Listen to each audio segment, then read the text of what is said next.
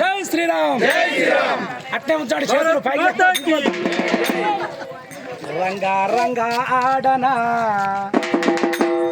పాండురంగా ఆడనా అందరు కూడా గట్టిగా కొట్టాలి. రంగా రంగా ఆడనా